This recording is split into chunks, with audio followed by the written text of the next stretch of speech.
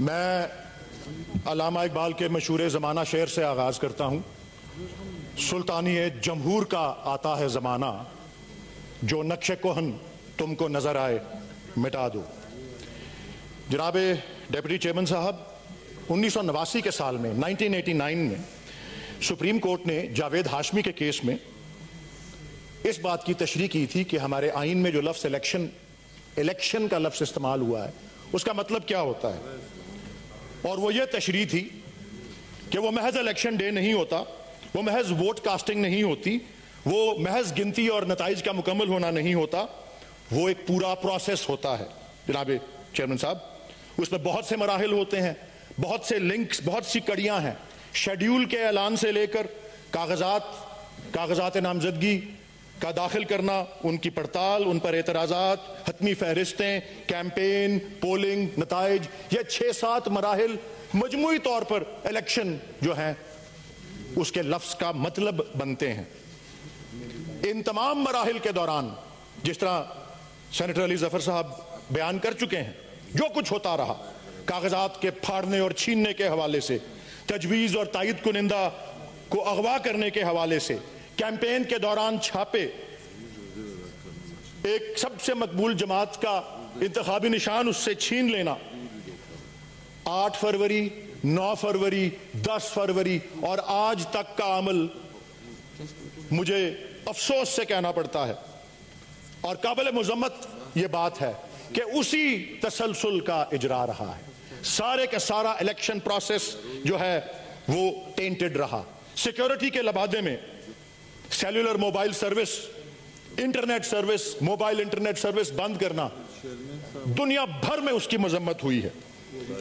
ہم کہتے ہیں ہمیں انویسٹمنٹ چاہیے، ہمیں بزنس چاہیے، ہمیں معیشت کی ترقی چاہیے، ہم نے پروموٹ کرنا ہے اپنے ملک کو۔ یہ پیغام بھیجتے ہیں ہم کہ اپنی مرضی پہ جب دل چاہے انٹرنیٹ بند کر دیا، جب دل چاہے ٹویٹر بند کر دیا، جب دل چاہے سوشل میڈیا کے پلیٹ فارم بند کر دیے۔ 5,96,000 سیکیورٹی اہلکار جناب چیئرمین صاحب یہ مختص کیے گئے تھے الیکشن کی سیکیورٹی کے لیے۔ چلیں 8 بجے سے 5 بجے تو الیکشن کا عمل تھا، لوگ گھر چلے گئے، ہجوم گھر چلے گئے، تو 6 بجے کے بعد بھی کیوں یہ بند رہا؟ یہ بتانا پڑے گا نگران حکومت کو اور الیکشن کمیشن کہ اس میں بدنیتی نہیں تھی، ثابت کرنا پڑے گا اس میں بے ایمانی نہیں تھی، اس میں بدنیتی نہیں تھی۔ جناب چیئرمین صاحب، 90,000 پولنگ سٹیشنز جن کے باہر چیف الیکشن کمشنر تاکید کر چکے تھے الیکشن سے 2 دن پہلے سب ریٹرننگ افسرز کو کہ فارم 45 آویزہ کریں گے۔ کہاں ہے وہ فارم 45؟ اعلان کر چکے تھے چیف الیکشن کمشنر کہ رات کے 1 بجے تک نتائج آ جائیں گے۔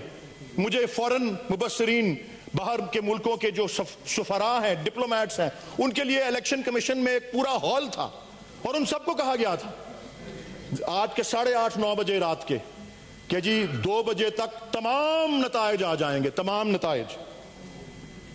ایک بھی نتیجہ نہیں آیا۔ انٹرنیشنل کمیونٹی نے سب سے مؤثر الفاظ میں انتخاب کی شفافیت کے سلسلے میں اپنے تحفظات کا اظہار کیا ہے۔ United States, Great Britain, European Union, اقوام متحدہ کے سیکرٹری جنرل، کامن ویلتھ کے آبزرورز، جس دیدہ دلیری سے اس پورے پروسیس کے اندر اس کی عوام کے مینڈیٹ کی پامالی ہوئی، وہ سب دنیا بھر نے اس بار نوٹس لیا ہے جی۔ اور 2024 کے انتخابات میں دھاندلی کے خلاف جس جوش و خروش کے ساتھ عالمی پریس نے آواز اٹھائی ہے وہ ایک نیا ریکارڈ ہے۔ یہ ذرا نوٹ کیجئے گا جناب چیئرمین صاحب، ان جرائد میں، ان اخبارات میں کون شامل ہیں؟ اکانومسٹ ہے، ٹائمز ہے، گارڈین ہے، بلومبرگ ہے، نیو یارک ٹائمز ہے، independent, France 24، financial Times, BBC، CBC news, CNN، Al Jazeera T V.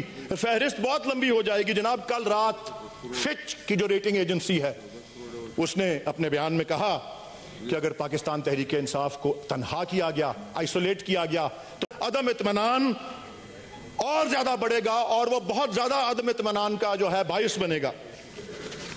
جناب ڈپٹی چیئرمین صاحب، الیکشنز ایکٹ 2017 کا سیکشن 13 سب سیکشن 3 یہ کہتا ہے کہ پروویژنل رزلٹ رات کے 2 بجے تک ہر ریٹرننگ افسر نے جاری کرنا ہے۔ इस मुल्क में 859 रिटर्निंग ऑफिसर्स थे। एक रिटर्निंग ऑफिसर ने भी कानून के मुताबिक नताइज का ऐलान नहीं किया। और कानून यह भी कहता है, इस ऐवान से वो कानून गुजर कर मंजूर हुआ है। ये तौहीन पार्लियामेंट के मुतरादिफ है। कानून की पामाली और उसकी खिलाफ वर्जी तो अपनी जगह है। हम घर चले जाए, अगर हम कानून बनाते हैं उस पर अमल नहीं होता, फिर आगे लिखा है कि अगले दिन सुबह 10 बजे तक आप नताइज शाया कर दें। वो भी नहीं ऐलान हुआ। 3-3, 4-4 दिन बाद जो है वो नताइज जो है वो आ रहे हैं। एक छोटा सा फ्रैक्शन जो था नताइज का, वो सुबह 10 बजे तक आया। जनाब डेप्यूटी चेयरमैन साहब, पाकिस्तान में बदकिस्मती से संगदिली और बेहिसी रोज बरोज जो है बढ़ती जा रही है। आवाम के मैंडेट की पामाली, उस पर जो खुली वारदात हुई है, जिस पर पाकिस्तान के अंदर और पाकिस्तान के बाहर दुनिया भर में एहतजाज हो रहा है एक तरफ, और दूसरी तरफ चीफ इलेक्शन कमिश्नर ने मीडिया को ब्रीफिंग तक देने की जहमत नहीं की। ना ही चीफ जस्टिस ऑफ पाकिस्तान ने अवाम के इस अहम तरीन बुनियादी हक के बारे में कोई सुओ मोटो लिया। कहा जाता है कि हमें यूनिफाइड गवर्नमेंट बनानी चाहिए। इन हालात में कहा जाता है कि अफरा तफरी और तकसीम को हमें गुरेज करें, इससे मुल्क को इस्तेहकाम चाहिए। मैं भी मानता हूं मुल्क को अमन चाहिए, मुल्क को खुशहाली चाहिए। यह कभी हासिल नहीं हो सकती जनाब चेयरमैन साहब, जब जमहूरी अमल को इस तरह से मसख या डिस्टॉर्ट किया जाए। हबीब जालिब ने खूब कहा था, जुल्म रहे और अमन भी हो, क्या मुमकिन है तुम ही कहो। जनाबी डिप्टी चेयरमैन साहब, हर इंतखाब के बाद धांधली के इल्जामात लगाए जाते रहे हैं। यह 12वां आम इंतखाब था। कहते हैं 1970 वाला पहला निस्बतन शफाफ था, बाकी 11 बशमूल 2024 के धांधली के उस पर इल्जाम लगते रहे। मगर किसी चीफ इलेक्शन कमिश्नर, किसी निगरान हुकूमत को आइन और कानून के मुताबिक सजा अभी तक नहीं दी गई। एहतसाब का खौफ और कानून का डर ही खत्म हो चुका है।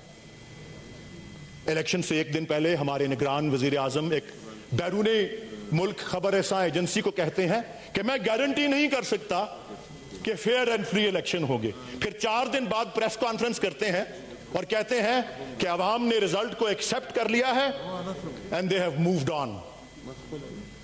तमाम जराइद ने, तमाम तज्जिया निगारों ने, मुबस्सिरीन ने कहा है कि किस जन्नत के अंदर रह रहे हैं हमारे निगरान वजीर आजम।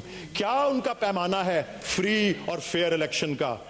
ये जो कुछ हो चुका है और जो कुछ मेरे फाजिल कॉलीग्स कह चुके हैं, मैं तो यही तंबीह करूंगा जो कि फैज अहमद फैज मरहूम के अल्फाज में थी, और इजाजत लूंगा कि हर एक उलुल अम्र को सदा दो कि अपनी फर्ते अमल संभाले।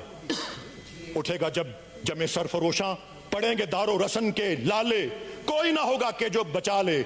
जजा सजा सब यहीं पे होगी, यहीं अजाब सवाब होगा, यहीं से उठेगा शोरे महशर, यहीं पे रोजे हिसाब होगा। पाकिस्तान पाइंदा।